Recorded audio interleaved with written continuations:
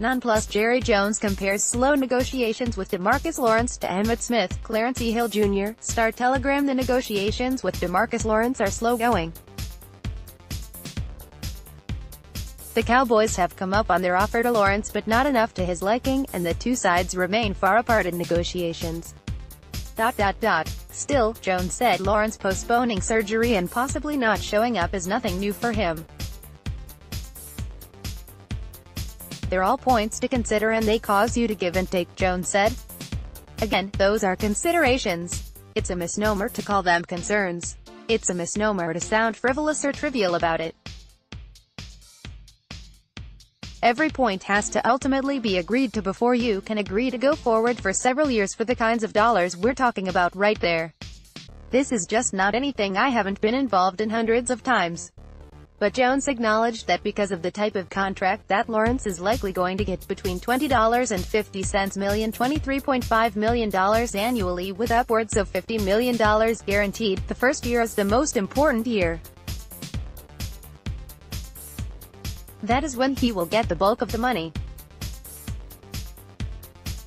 So getting Lawrence signed in time to have shoulder surgery and be ready to play a full season is very important. We're all aware, as it turns out, this is a contract to play football and the first year is a big one, Jones said. At the kinds of dollars we're talking about, it's just a given that you'd get the full year of top physical condition. That's what you're getting.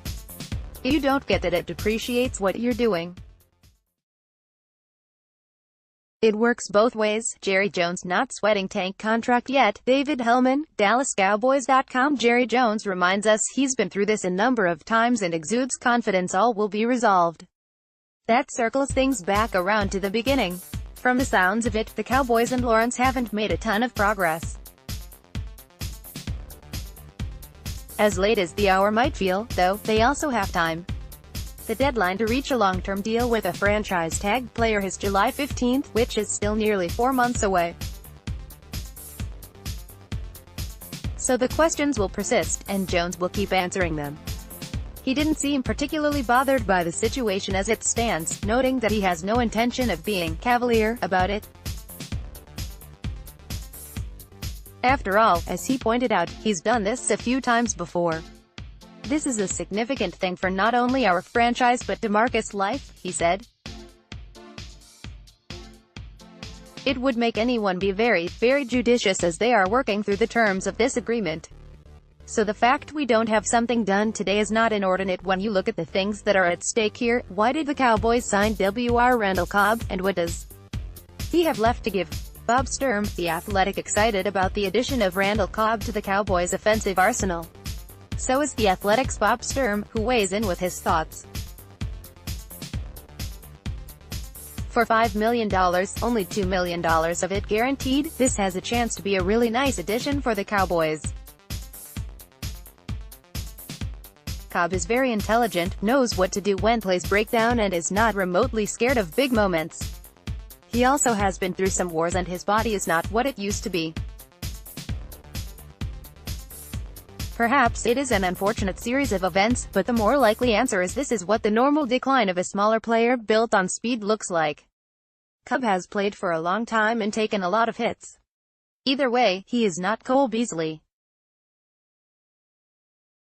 He cannot run option routes all day underneath and uncover like Cole, but he can also run double moves, and Beasley has never shown that. In other words, he will act as a different club in the bag of Prescott and Kellen Moore. He should present the Cowboys with some real opportunities, and with Amari Cooper and Michael Gallup, provides Dallas a solid trio of receivers. Beasley was great at one thing. That was a very important thing, but it certainly also could lend to a bland design.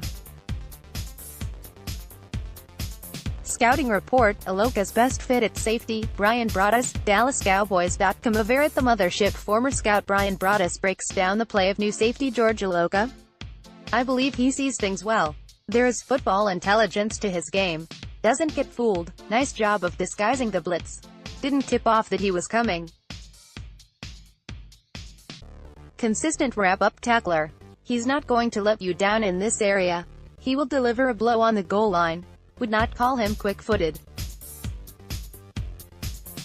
There is not smoothness to his game. His length doesn't allow him to be quick. Hard for him to really cover ground. Feel he's best when near the line. Hard for him to close quickly from depth. Reacts the right way but can be a step late. Roster holes filled, Cowboys can set up a pure draft board. Todd Archer, ESPN.com. For the blueprint, the Cowboys' modest free agent moves have met the #1 objective: address any glaring holes in the roster so the team can pick the best players available in the draft. The Cowboys have signed Randall Cobb, Christian Covington, Kerry Hyder and George Iloka to free agent deals and retained Jamize Olawale, Cameron Fleming, Tavon Austin and LP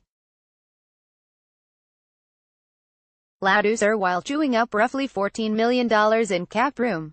Not only that, they have shored up the roster so they can go into the NFL draft not having to reach for a position.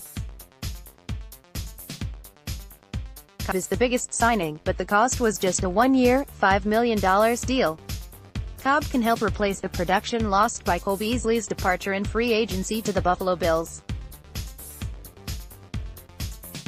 The Cowboys also resigned Austin on a one-year deal, and his versatility can help the offense, too. Neither wide receiver signing would prevent the Cowboys from selecting a receiver in the draft. Drafts have to be about the bigger picture. The Cowboys might have filled needs for 2019, but Cobb, Austin and Allen Hurns will be free agents in 2020. Technically, Amari Cooper is a free agent after the 2019 season, as well, but the feeling is the Cowboys will work out a long-term deal. At the very least, they could use the franchise or transition tag on him in 2020. John Mara only no vote for onside kick alternative. Staff, NFL.com. Tired of the bleak odds of onside attempts as the result of rules changes? Looking for an exciting way for teams to possess the ball late after a score? Your dreams may soon become reality, as a proposal to give teams one play to gain 15 yards is gathering serious consideration. The members believe it could be a fun option for teams, given that rule changes designed to make the kickoff safer have all but eliminated the chance to successfully execute an onside kick. The proposal calls for teams to get the option, a maximum of once per game during the fourth quarter only, before going a kickoff and instead attempting to remain on offense following a score by converting what would essentially be a 4th and 15 play from its own 35-yard line. If the play is converted, the team keeps possession. If the attempt fails, the other team takes over possession. The owners still have to vote this week after the rule is presented to them. But with only one no vote from the committee, there's a good chance that it could pass. The NFL made wrong call by having Packers-Bears play in season opener. Andy Nesbitt, for TheWin.com. So, apparently the Packers and Bears will face off in the NFL's 2019 season opener. Not everyone is a fan of the decision. And that's just a dumb move by the NFL. For a number of reasons. First, and most importantly, the game and party leading up to it should stick to being a celebration of the Super Bowl champs. It's a great way to put a bow on the previous season and start a new one. You drop the banner, you shoot off fireworks, and then a new season and a new challenge begins for the champs. Second, the 100th anniversary sounds good in a marketing meeting in the NFL offices on Park Avenue, but I'm guessing that almost zero fans know that it's the 100th year and would just shrug their shoulders upon hearing the news before going on with their lives. Nobody is going to be getting all nostalgic thinking about how long the NFL has been around, and the NFL is out of touch if it thinks anyone will in fact care. Third, we don't need to see Aaron Rodgers and the Packers play the Bears in the first game of the season. We've been there and done it a number of times on national television. Fan posts want to know how the Eagles have managed to be so active this offseason. Check it out here. Red Sox 571, bloggingtheboys.com. The full picture is more that the Eagles have held serve rather than received a roster boost.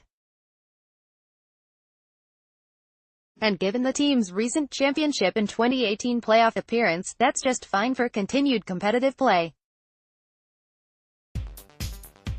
However, holding off a decline is not the same as getting better, and last year's edition of the Eagles looked like one that could have used some more help. Letting these players leave, and by extension, cleaving away their salaries, helped the cap situation, but required some moves simply to fill resulting new holes. It should also be noted that the Eagles were the third oldest team in the league last year on a per-snap basis, credit to OCC for that research. Even holding serve with roster talent might not be enough to prevent a step back in the wins department. Why a change of pace running back would be beneficial for the Cowboys staff. SportsDay.com. Finally, the SportsDay staff addresses a number of questions, including whether a change of pace back would have much of a role to play with all-world Ezekiel Elliott rarely leaving the field. David Moore, a change of pace back would help diversify the offense, but ask yourself this. How many opportunities would he get, knowing every time he touches the ball Ezekiel Elliott doesn't? Elliott carried the ball 304 times from scrimmage and led the team with 77 receptions last season. That workload will lessen later in his career, but not yet. The concept of a change of pace back sounds great, but would he see enough time of the field to be of any true value? That's unlikely. The more likely scenario is that the Cowboys go with a back with a more complete skill set who could spell Elliott for a series or two or a game if he's injured.